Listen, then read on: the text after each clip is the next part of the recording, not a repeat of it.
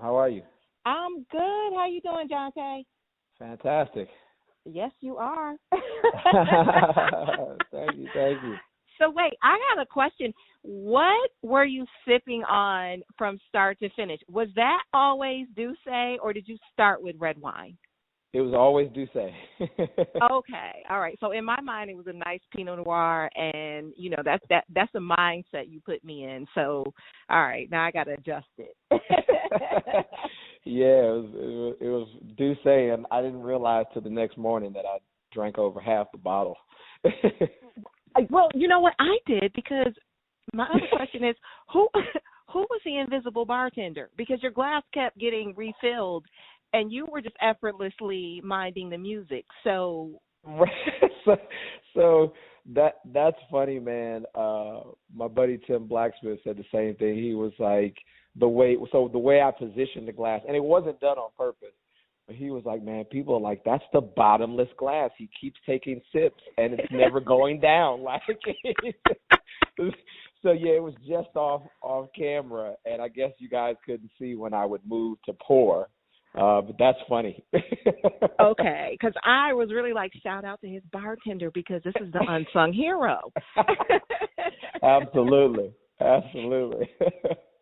So when you woke up the next day, right, or even at night, were you surprised by the collective surprise? Like, so, because the whole world, like, I lived in Atlanta for 7 years. No secret that B. Cox is my brother. So, of course, Absolutely. You've been a household name as far as I'm concerned, for the past 20 years or 15, 20 years. But then all of a sudden the world finds out, and it's happening like an hour after the battle. Were you shocked that people were just learning who you are? Yeah, a little bit. Well, especially for like some industry people. Like I spoke to Jermaine and Brian yesterday, and they were like, man, they were shocked to find out how many A&Rs and people didn't know, the songs that I had written. I figured that, a lot of the fans wouldn't know, because Neo is such a household name. He's an artist. He's very well known, the world over. So I figured the fans would get an education, but I was a little shocked at some of the people in the industry who didn't know all of the songs. But then afterwards, when I got home, and my wife was just like, you guys were trending number one on, like, worldwide. You guys were the number one trend. Like, that was crazy to me. And then, towards the end, when we saw that 80,000 people had eyes on the battle, that was a little shocking. Yeah. Mhm. And so, with all respect to Mrs. Austin, another thing that happens is within hours, you're like the biggest sex symbol on Twitter. Were you ready for that? That's a little crazy. Yeah, because I saw some things like, oh my, he's handsome. So that was, that's funny. Oh no, handsome. That would I would have been okay with. I got uncomfortable at some of that. I'm like, they're coming at him on Twitter. I didn't see any of that. Thank goodness. I'm like, these women want to know how he smells. They want to know. That was part of the trend. Like, oh my God, this is the man we've been looking for. And I'm like, okay, well, there is a Mrs. Austin, but absolutely, there's a Mrs. Austin. Yeah. So I thought that was funny. So did you intentionally keep your brand muted over the years in terms of like just pushing your face out there? Because there's so many songwriters that we constantly hear about, because they're on podcasts, magazine covers, and not Johnta. Was that intentionally, or you just buried in the work? I think it's probably just being buried in the work, and just our crew, the Noontime crew. Chris Hicks and I talk about it often. We think about, like, sometimes if we had it to do over again, would we have been a little more loud about what we were doing? We had the success, we had the songs and the numbers, but we just kind of carried it. I've always just had a motto of just the quiet professional. You show up, you do your work. That's what you're supposed to do. And then you let the work speak for itself. I tell you, like, even on the other night when the battle was going on, my brother Troy shows me a message, and it's from my wife, and she's like, can you please tell my husband to hype up just a little bit more, because like I'm just letting the song. She was like, Neo's being animated. He wasn't dissing, but she was like, he's jamming, he's bigging up the songs. Like, it's okay to sell it and let the people know that you the shit. So just over the years we haven't done that. So I don't know if that was the right move over the years, but to answer your original question, it was just being a choir professional and letting the music speak. And you got to remember, we started making these records before social media and that type of attention was a thing. And so we were always content that as long as the people who made the decisions of who the artist went in, to the studio with, the people who wrote the check, so to speak, as long as they knew who I was, then that's all that mattered. And you had one of the check writers in the house, L.A. Reid. L.A. Reid was on. That's right. He called me after the battle too. And, he did. Yeah, absolutely. He called and was like, "Man, I'm so happy for you and proud of you." I was signed to Def Jam, through So Def when LA, was the president over there, and LA is just, obviously the Emancipation of Mimi album was, L.A. Reid, crafting and putting Mariah into the studio with us, and the way that We Belong Together came, to be. Was that we had all the records done, and Shake It Off was going to be the first single actually, and LA, got everybody together and was like, I really feel like y'all got one more in y'all, and so I'm going to send Mariah back down there. And that's when we came up with We Belong Together. But, it was an incredible night for Neo and I and for LA because he picked a lot of Neo's records as well. He the records with Rihanna. Those were LA's picks as well. So and obviously Neo was signed over there when LA was the head of Island Def Jam. So but he was excited. He was like, "Man, I'm just happy for you. I'm glad the world got to see what the industry is kind of known for a while." And it's so interesting that you correlated that even with Noontime, because I think when that story unfolds, it's going to be interesting to see how the world reacts, because that was a quiet house, and there were some like monsters that came out of Noontime, whether it's you, Jazzy, Teddy, Brian, and people have no idea that this little tiny, it was in a gas, I believe Noontime was like in a gas station, an old remodeled gas station at first, if I'm not mistaken. But, that's so interesting that that's the camp that you come from. Absolutely, 100%. Yeah, they just that energy that was there and present, even, in the early days, Brian and Brandon Casey over there writing records for other people, in addition, obviously to, for Jagged Edge. So yeah, a lot of history there with Noontime. Yep. So how did the songwriter battle begin? So you're this quiet force. How does that happen? How does, because there's some loud forces out there, and I was shocked that you guys were up next, and not the Neo part, to be honest with you, because like you said, he's an artist, so easy to look at his writer, like he's penned so many for other people as well. Yeah. So what happened is, I was actually sitting around. I knew that the Sean Garrett and Dream battle was taking place, so it was Saturday, and we're sitting around the house. We, the family, we're not going anywhere, right? Because we're quarantined, and so I say, to my wife, like, man, what if I challenge Neo, just on Twitter? And she was like, well, maybe reach out first and see. So I didn't have his number. I called my man, Tyrone Davis, who, works with No ID out in LA. And, I was like, what do you think about this? He was like, okay, let's work it behind the scenes first. And so he reached out to Neo's guy, Fuzzy, and he was like, Fuzzy's going to, hit me back. And then as the Sean Garrett battle was going on, Sean Garrett and Dream battle was going on, obviously, we're all watching. Neo's in there, and people are like,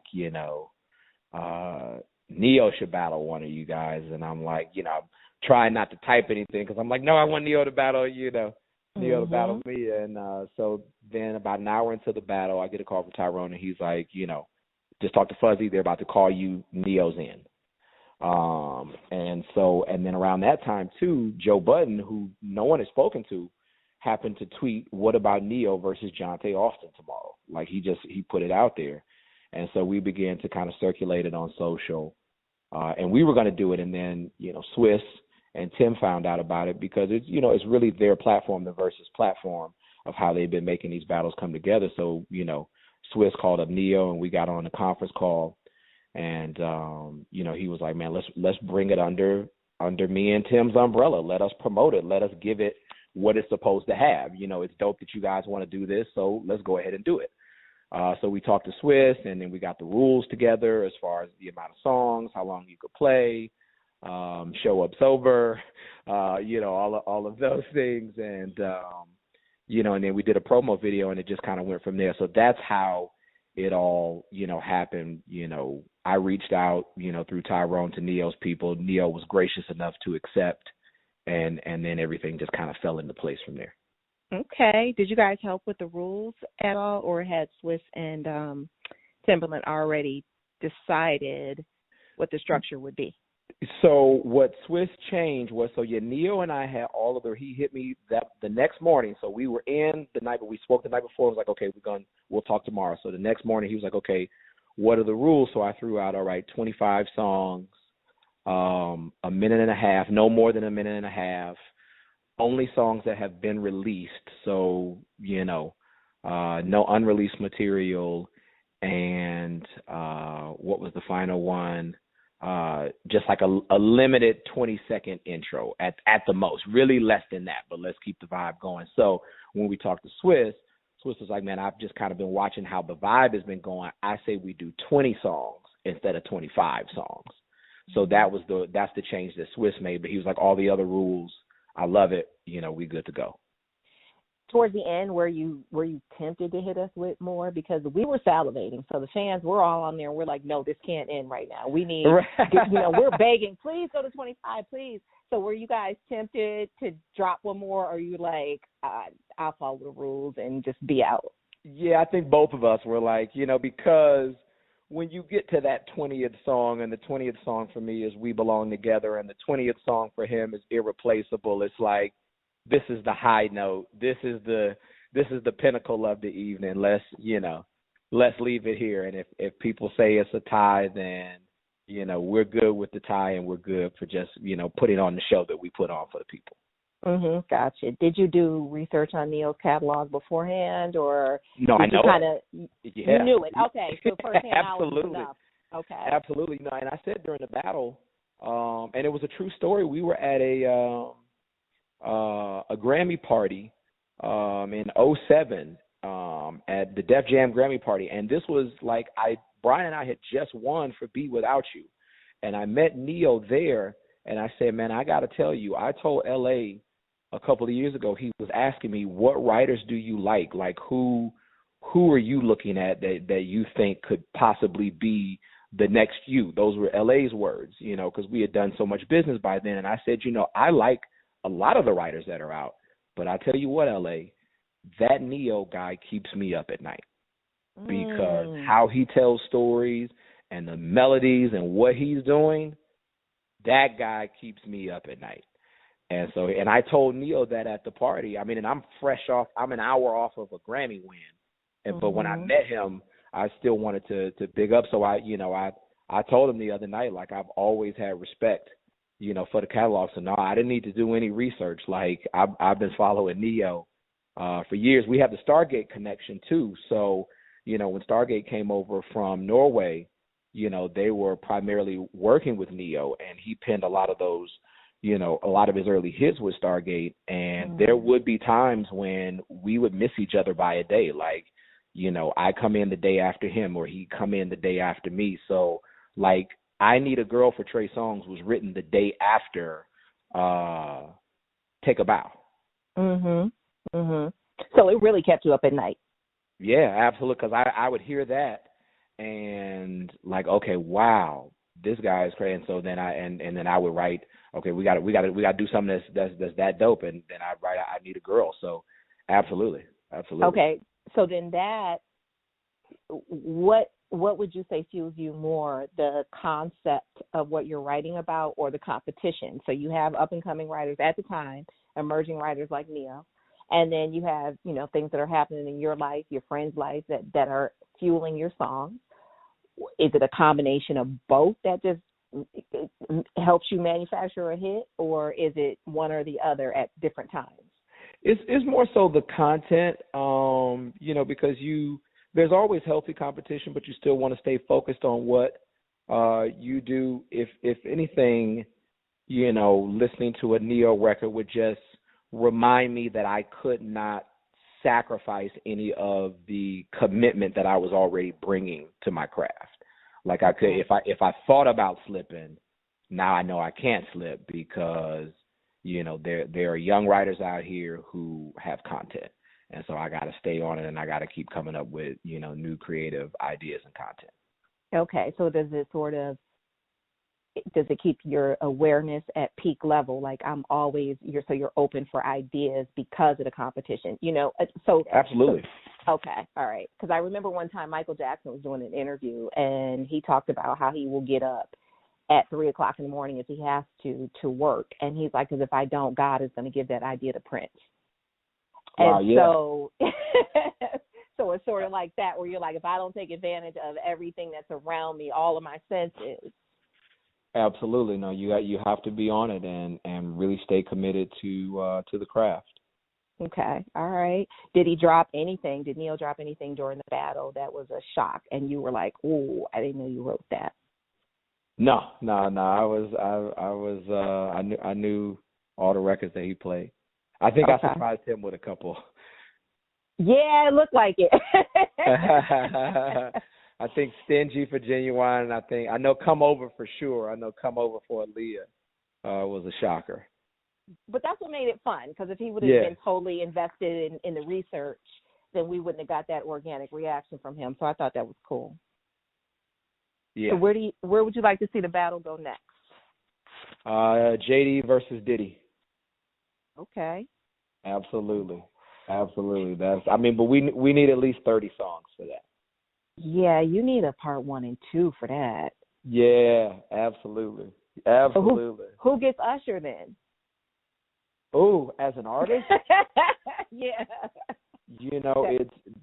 That's hard, man, because it's almost like, so for instance, JD, people were talking about JD versus Teddy, and JD said that he would never battle Teddy because Teddy is his idol, and so much of his inspiration has come from Teddy, and you can kind of hear it on some of his records. So it's almost like he would be playing a record that's inspired by Teddy, so how can you beat Teddy with records that he's inspired, right? Mm-hmm. So, and I feel like that's how a lot of artists look at Usher. Like, Chris Brown and Trey, all these guys, and they're phenomenal in their own right, but Usher was out, and I know that he was on a lot of these guys' walls as, this is where I'm trying to get to. I'm trying to get to what that guy is doing. So I'm not sure how you can battle someone who has the head start, has so many huge records, and is, obviously an inspiration to so many young artists.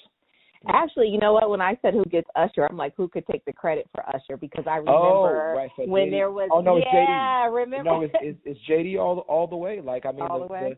The first Usher album was good. That was under Puff, but My Way, we all know what My Way did for and then it kept going. My Way, 8701, and then Confessions, like, boom.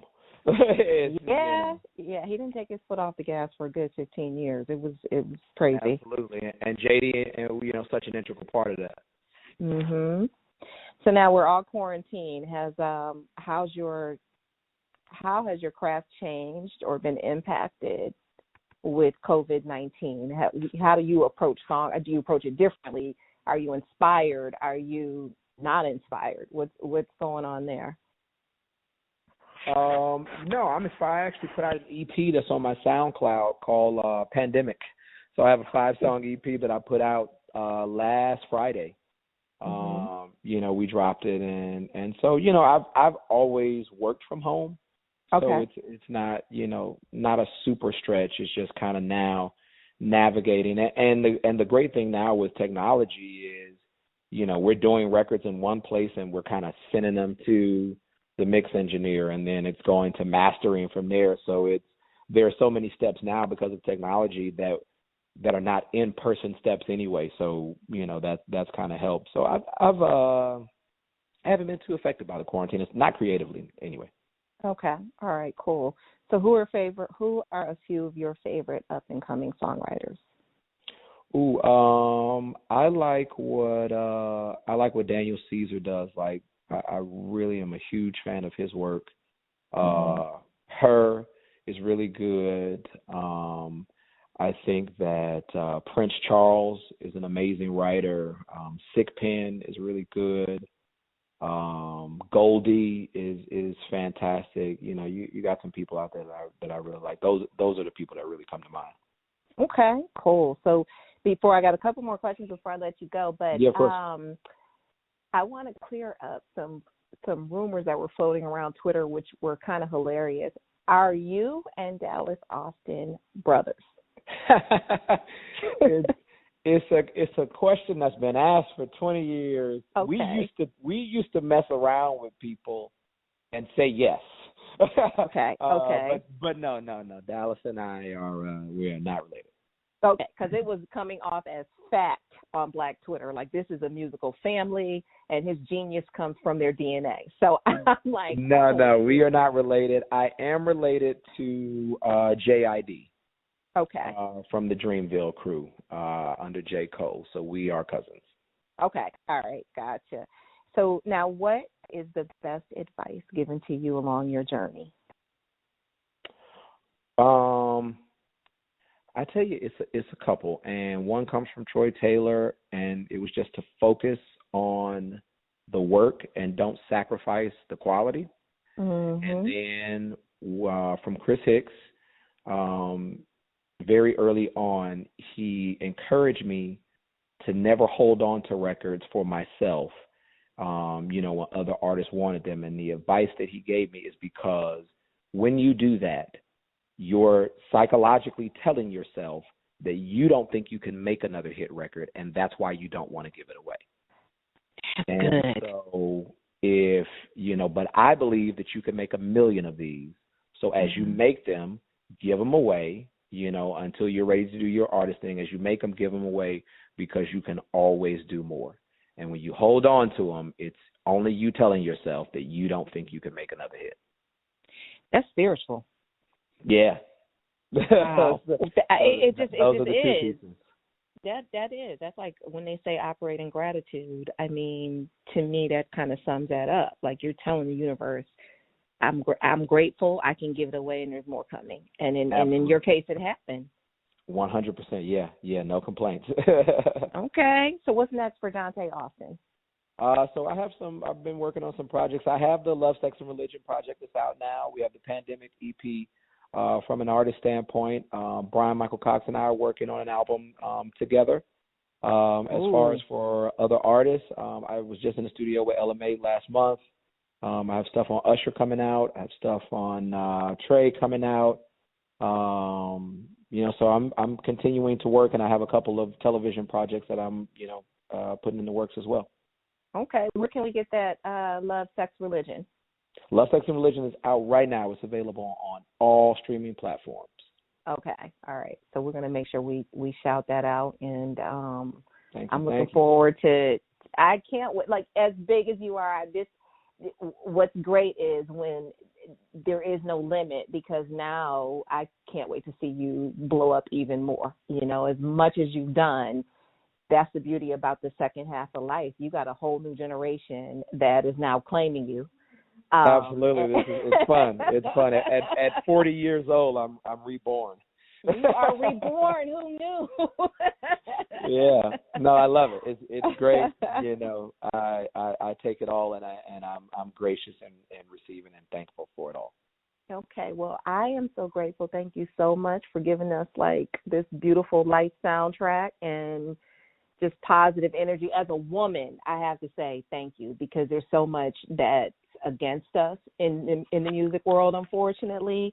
And, you're not that brother. You've always given us your best, and you've always given us love. So I know on behalf of all women, I just thank you. Thank you so much. Well, it's my pleasure, and I thank you guys. I thank you, truly from the bottom of my heart for the support and for the love and appreciation of the music.